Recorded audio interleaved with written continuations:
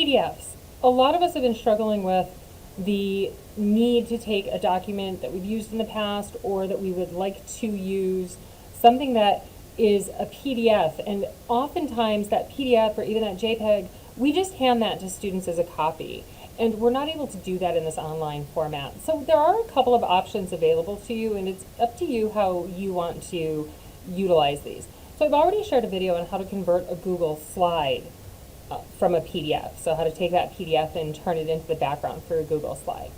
Another option, and this might be more if you have a PDF that you want to utilize, but you want to shrink that down. And so for that, you might want to use something called PDFScape, and it's really simple.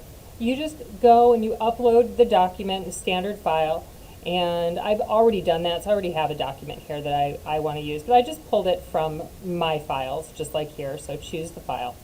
And here's the PDF that I have. Now, believe it or not, you actually could share this PDF with your students, and they would be able to write on it and highlight it, and then they could just print their own copy if they wanted to.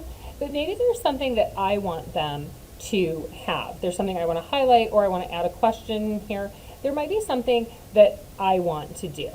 And so that's one of the options with PDFScape. And you can convert this into a PDF, you can change it, you can pull parts from it that you would like for your students. And then all you need to do is save, or you could even print your PDF. So this is PDFScape, and it's free. So we can utilize PDFScape as an option. A lot of you have been asking about Kami, and while we don't have Kami loaded into our system yet, we do have options with Kami. So the first thing that you will want to do, and if you decide to use Kami, you will also need to have your students do this. You could have them do this in advance. You could go through this as a class, or honestly, when they go to click the link, as you well know, it's going to ask them to upload Kami. So it's really up to you, the age group you have, how you would like to do that. So we go to Kami, and when you type in Kami, it's a Kami app extension. So all you're going to do is head over here to Document and Annotation, and you're going to go ahead and tell it that you would like to install it.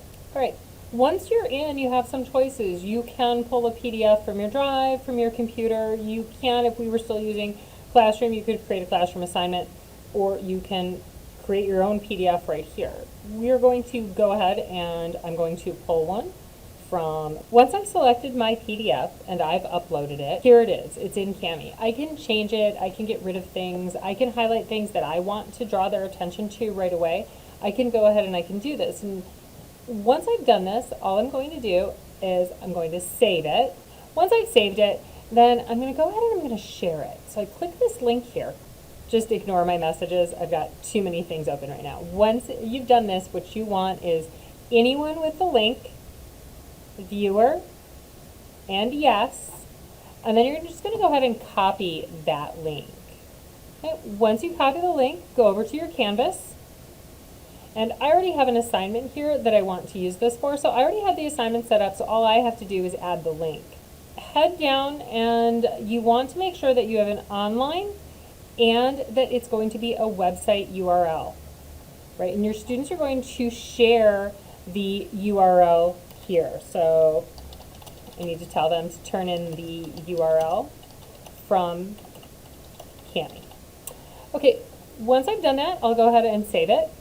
Now, I know that we have some initial anxiety about this because we have our document and we're giving students editing privileges, and we're nervous that they're going to be able to do that. It doesn't say copy, it doesn't say those things.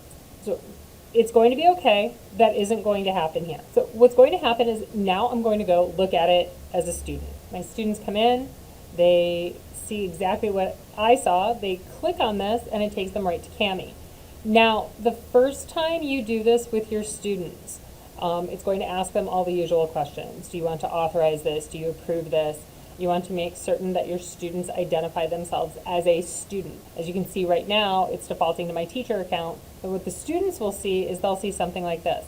And it's, I'm using it for school. They can change this to student. And then it will ask if they're using an LMS, and they'll mark Canvas. So once they've done that, once they've authorized all of those things, they now are in the document. And you can see that it says student up here.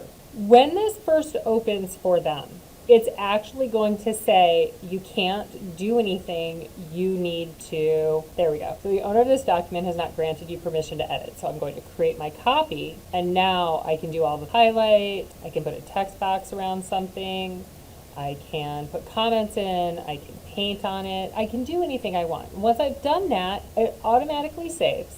And then as the student, I'm going to share this document back. So then they will copy their URL, they will go back to their assignment, and when they go to submit the assignment, they will put their website in there, the little confetti. And now when I'm grading this, it will look differently. So there's my URL. If I want to open it in a new tab, there we go. We can see the changes. And here I am in my account. It says teacher again, and my document is exactly the way I left it. So this is Kami. It's fairly simple. Might take a couple of tries just to get the hang of it with the kids, making sure they share the URL. But this is what I think a lot of you have been looking for. I hope this helps. If you have any questions, please let me know.